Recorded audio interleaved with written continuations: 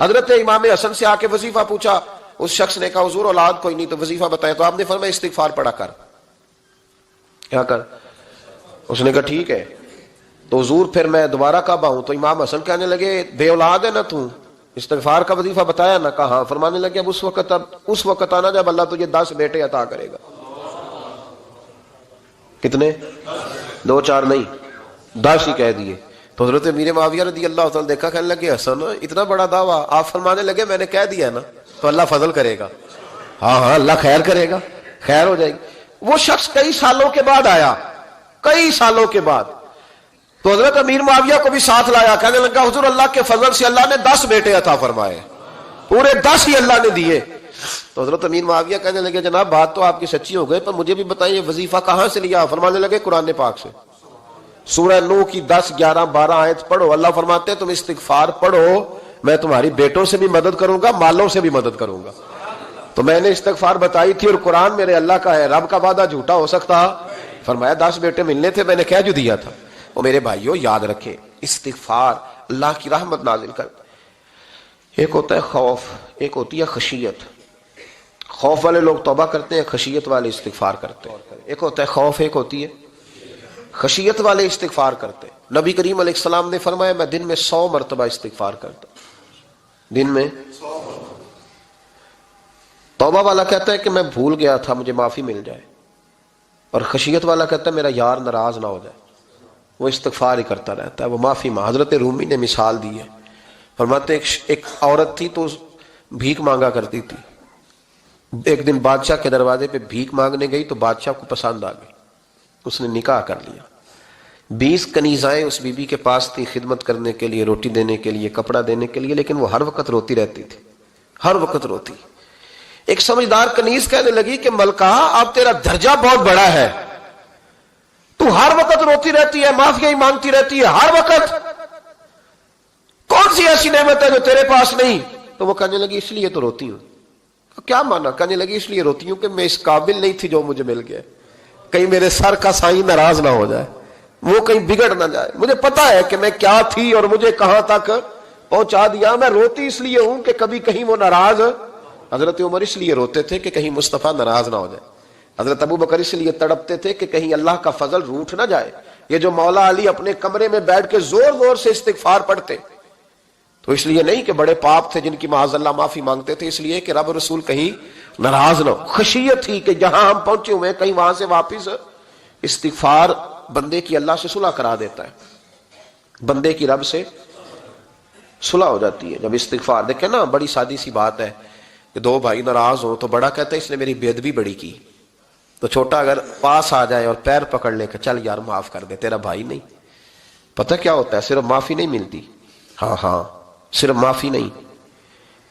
چھوٹے نے بے ادبی کر دی، بڑے کو تکلیف ہوئی، بات جب آگے بڑھی نا تو بڑے نے شکوہ کیا.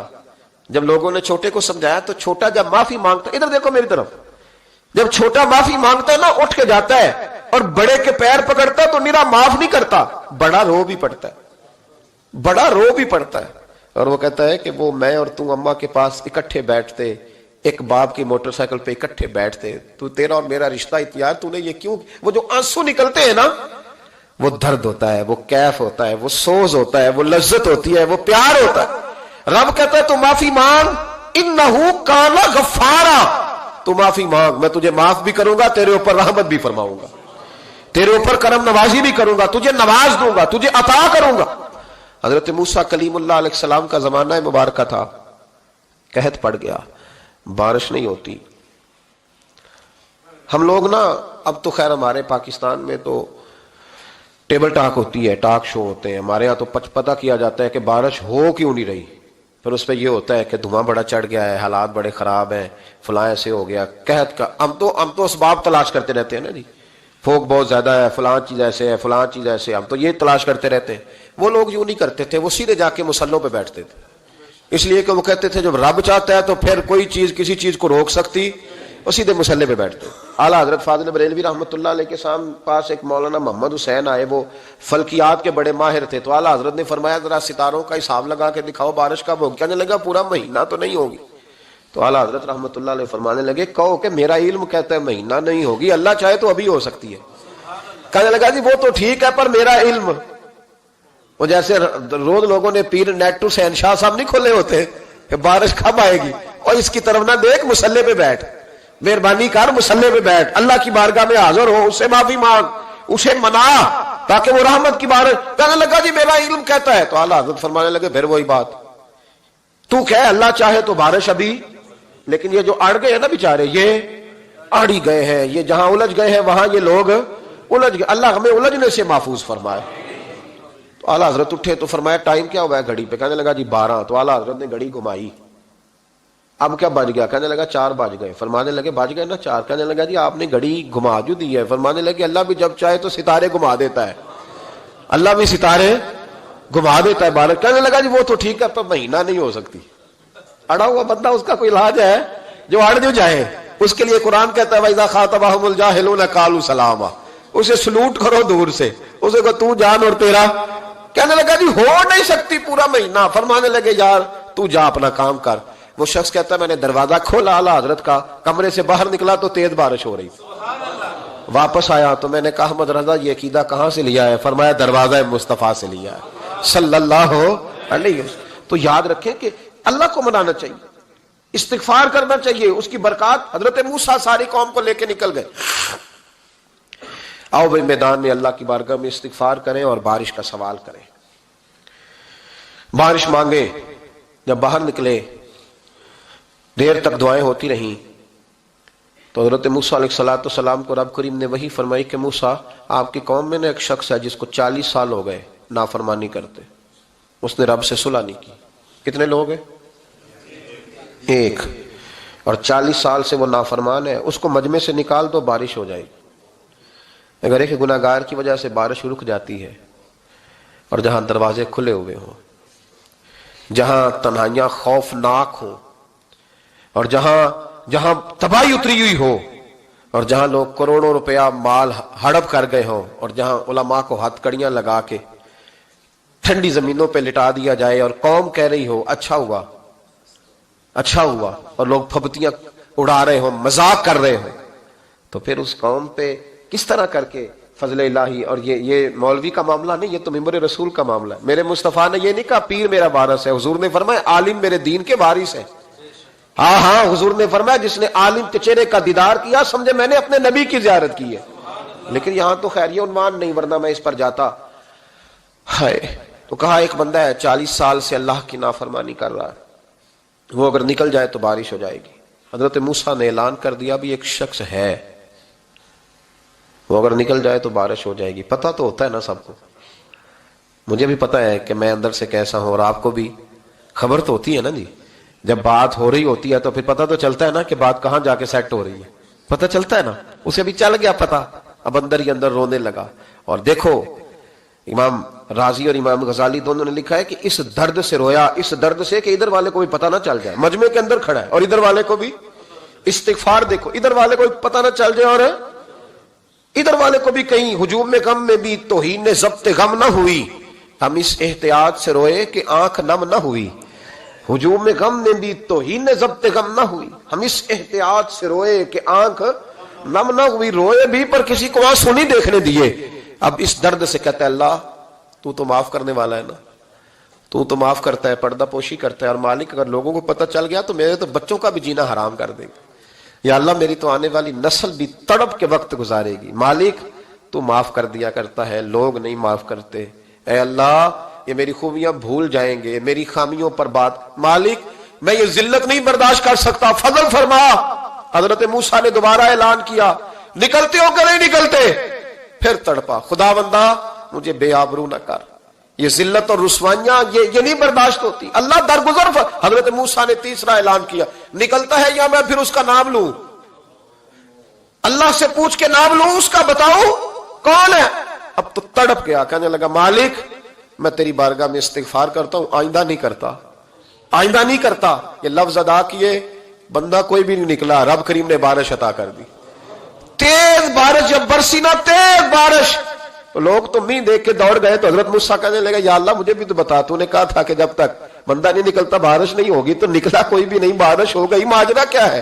تو رب کریم نے فرمایا موسیٰ بس اس نے مجھ سے صلح کر لی، اس نے مجھ سے صلح کر لی۔ اور امام غزالی نے لفظ لکھے ہیں، حضرت موسیٰ نے پوچھا، حالانکہ اللہ اپنے نبیوں کو غیب کے خزانے دیتا ہے، پوچھا کہ اے اللہ مجھے اس کا نام بتا دے، تو رب کریم نے فرمایا موسیٰ جب گناہگار تھا تب نہیں کسی کو بتایا، جب پاپی تھا تب نہیں بتایا، جب مجرم تھا تب نہیں بتایا، اب کیسے بتا دوں؟ فرمایا اس کی میری صلح ہو گئی ہے، اور فرمایا جو بارش نہیں نہ ہو رہی تھی وہ بھی اس کی وجہ سے نہیں ہو رہی تھی، اب جو ہوئی ہے نا تو یہ بھی اسی کی وجہ سے ہوئی ہے، یہ بارش اب جو ہوئی ہے تو یہ بھی یہ اس گناہگار کے سبب سے۔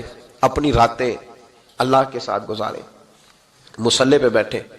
میرے صاحب رحمۃ اللہ علیہ سے جب کو کہتا نا کہ بڑا پریشان ہوں تو کچھ بتائیں، تو فرماتے آج رات مصلی پہ بیٹھ کے اپنے رب سے بات کرنا، میں بھی بات کروں گا۔ بندوں کو دکھ بتانے سے عزت میں کمی آتی ہے، اور اگر اللہ کو بندہ اپنے دکھ بتائے تو اللہ عزتیں بڑھا دیتا ہے۔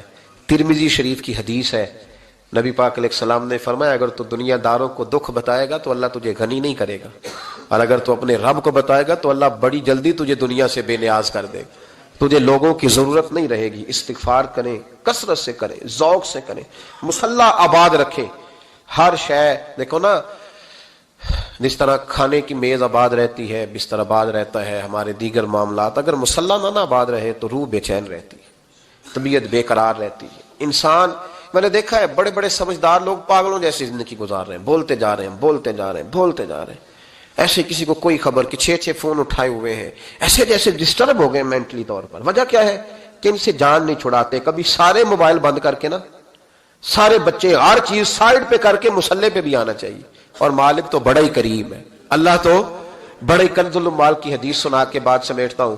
نبی پاک صلی اللہ تعالی وسلم فرماتے ہیں ایک شخص تھا بنی اسرائیل میں، بڑا مالدار تھا، تو پھر اس پہ غربت آ گئی۔ جب غربت آئی تو رو پڑا، کہنے لگا اے اللہ میں غریب ہو گیا ہوں، میری مدد فرما، میں نے بڑی نافرمانی کی ہے تیری۔ مالدار جب تھا تو بڑی موج کا، یا اللہ میں نے بڑی اب نہیں کروں گا، مجھے اس غربت سے نکال۔ تو اللہ نے فرشتوں سے کہا کہ دے دو جو مانگتا ہے۔ تو فرشتے کہنے لگے یا اللہ یہ توبہ کر کے نہیں آیا، ڈر کے نہیں آیا، یہ تو الجھ گیا تب آیا ہے، یہ تجھ سے ڈر کے ہوتا ہے نا ایسے کہ لوگ اللہ سے نہیں ڈرتے جتنا غربتوں سے معاذ اللہ ڈرتے ہیں۔ یا اللہ یہ تو وہ الجھ گیا تب آیا۔ تو اللہ نے فرمایا پتہ مجھے بھی ہے، لیکن آ تو گیا ہے نا، چلو دے دو۔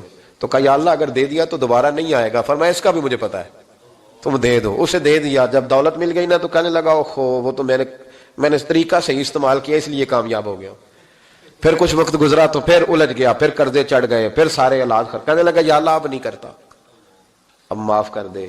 70 دفعہ توبہ کی اور 70 دفعہ توڑی۔ حبیب کریم فرماتے ایک دن بستر پہ تھا، آسانی تھی، 70 دفعہ فرشتوں نے کہا یا اللہ یہ جھوٹا ہے، جھوٹ بولتا ہے، یہ تو غربت ہے، یہ تو تیری بارگاہ میں آیا ورنہ کبھی نہ آتا، بیمار ہوا ہے تو آیا، اس کا تو بچہ بیمار ہوا ہے تو آیا ورنہ کبھی نہ آتا۔ 70 دفعہ توبہ توڑی۔ ایک دن رات کو بستر پہ لیٹا تھا، دولتیں بھی تھی، آسانیاں بھی تھی، دل میں خیال آیا میں کتنا جھوٹا ہوں، جب الجھ جاتا ہوں تو اس کے دروازے پہ جاتا ہوں اور وہ کتنا کریم ہے، مجھے خالی نہیں لوٹاتا۔ تڑپ اٹھا، آنسو نکل گئے، اٹھ کے مصلی پہ کھڑا ہوا تو رب کریم نے فرشتوں سے فرمایا کھول کے دیکھو دروازے، آج یہ غربت کی وجہ سے نہیں آیا، آج میرا بن کے آیا ہے۔ تو یا اللہ پہلے تو دولت دیتا تھا، آج کیا دے گا؟ تو محبوب فرماتے اللہ فرماتے اب میں اسے بغیر حساب کتاب جنت عطا کروں گا۔ استغفار کریں، اس کے حضور حاضری دیں۔ جس طرح سارا کچھ چھوڑ چھاڑ کے لوگ کہتے ہیں کہ 1 مہینہ میں نے کسی سیاحتی مقام پہ رہنا ہے، میں نے اب کسی ٹھنڈے علاقے میں چلے جانا ہے، برف باری دیکھنی ہے، سیر کرنی ہے، 10 دن کی چھٹیاں وہاں گزارنی ہے، چلو 7 چھٹیاں وہاں گزار لو، 3 دن اپنے اللہ کے ساتھ گزارو، روزے رکھو، دن کو رات کو قرآن شریف پڑھو، تلاوت، کچھ وقت دو اللہ کے ساتھ حضور پر درود و سلام بھیجنے کے لیے، نبی پاک کی نعت کے لیے، اذکار کے لیے، بزرگوں کے لیے، پھر دیکھنا اللہ روح کو کتنا سکون دیتا ہے۔ آخر دعوانا الحمدللہ رب العالمین۔